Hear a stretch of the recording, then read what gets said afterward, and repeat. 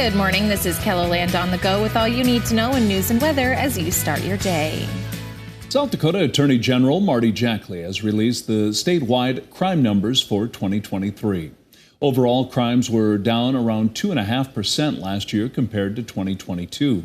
Serious crimes such as homicides, sex offenses, and aggravated assaults were down just over 2,300 cases. However, total drug offenses were up 46 cases in 2023. There were also 6 more DUI arrests in South Dakota last year. You can find a closer look at the numbers with this story on KELOLAND.com.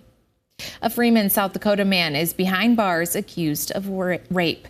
22-year-old Sean Wubin was booked into jail last night after being indicted for first-degree rape. According to court documents, the victim was 10 or 11 years old at the time of the alleged crime. Wubin is being held on a $100,000 cash-only bond. 2 men are dead after a crash west of Salem late Wednesday morning.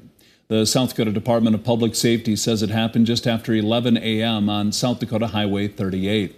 A pickup was westbound when it collided with an eastbound car. The 72-year-old driver of the pickup and 77-year-old driver of the car suffered fatal injuries. There were no passengers in either vehicle. South Dakota's Highway Patrol is investigating the crash. Authorities are investigating what appears to be a serious crash on Interstate 29 Wednesday afternoon between the Worthing and Lenox exits.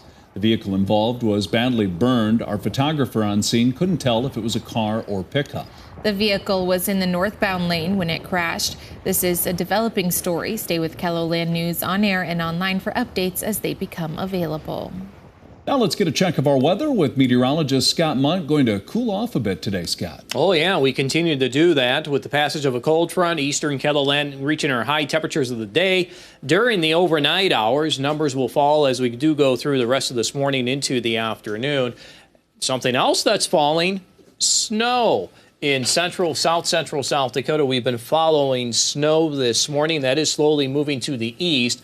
Windy conditions for today. We'll go with the breezy conditions, I would say, through the weekend, as we are looking at the colder air set to return. More details on your forecast with Brian coming up. Thank you, Scott.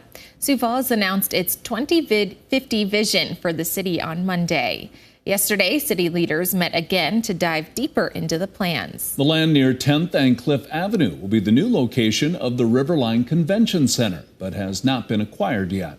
So they're hoping to attach a hotel to provide another tourist option. Walkable locations should be no more than 5 to 10 minutes in a leisurely walk from the convention center. Again, we've got a great facility out there, but it's not working anymore. The current convention center is about 3 miles from downtown. It'll continue to be used until the new location opens up. A single mom's journey with cancer has reached beyond the town of Marshall, Minnesota, all the way to Brookings, South Dakota. 24-year-old Rachel Moat spent last year fighting an aggressive form of colon cancer. Doctors removed Moat's colon in July, and she started chemo in August. But her journey to recovery was turned upside down when her grandma Flo passed away. Moat continued forward with a smile and was awarded a Christmas gift of a lifetime, seeing her favorite artist, Scotty McCreery. I was shocked, and then I kind of just started crying a little bit because I was like, oh my God, this can't be happening. This can't be real. I'm dreaming. This is all a dream. Moat finished her chemo treatments last week. Her gift from Avera Health, Dakota Bank, and Dakota Bank Center included 4 concert tickets, backstage passes, dinner at Whiskey Creek, and a hotel room for an overnight stay. Wrestling is one of the fastest growing sports among high school girls. And when South Dakota sanctioned it 4 years ago, Canton High School was excited to get on board. And while some people may think girls can't wrestle as well as boys, Canton's head coach says it's the same in his book. I walk into the practice room every single day and feel the exact same I did when I was coaching the boys for 15, 16 years, right? I've got a group of athletes that I need to help improve and get better. Canton's girls wrestling team has doubled in size since it started 4 years ago. The school hosted the unofficial South Dakota High School Girls State Duels Championship this past weekend. The wrestling state singles tournament will be held in Sioux Falls, February 22nd through the 24th. That's a look at some of our top stories. Now let's get one last look at your weather with meteorologist Brian Karstens. Brian? All right, our weather picture here today. Well, low pressure area moving across central and north central South Dakota. That feature, by the way, will continue to produce some snow, and it's slick out there, too, with some of those bands of snow in south central and central Ketherland. So continue to watch that feature as it slides to the east over the next few hours. And, of course, you've got a lot of tools here at your disposal online at ketherland.com and also our Storm Tracker app. Those temperatures, early morning numbers have been in the 40s and 30s, but we're going to see that, effect here of the west-northwest winds. That's increasing, and this little pocket of mixed precipitation moving through the James Valley through late morning and easily past Sioux Falls, too, by early afternoon. Behind that, it looks like, generally speaking, radar coverage will tend to diminish a little bit. But if you're headed north of Aberdeen, our friends here in eastern North Dakota will deal with a snowy, windy combo, and there's definitely some icy road travel to the north of Ketherland as we get through tonight and early tomorrow morning. And then I think tomorrow the winds will still be out there, but they'll be reduced a little bit.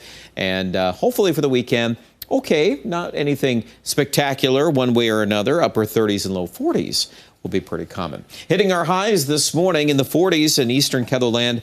Dropping numbers, though, as we head toward tonight. We'll get down to about 30 in Sioux Falls, as most of the sky conditions will try to turn partly cloudy. Tomorrow, we'll build back that northwest wind on the order of about 10 to 20. Highs are primarily middle to upper 30s. So, yes, technically, we're still above the averages. We're just not as warm. Upper 30s Saturday, 40s Sunday, somewhere through the low 40s early next week looks probable, given lack of snow cover. And Aberdeen in the northeast, once we breeze through the rain to snow areas today, we'll get back to the mid-30s Friday, Saturday.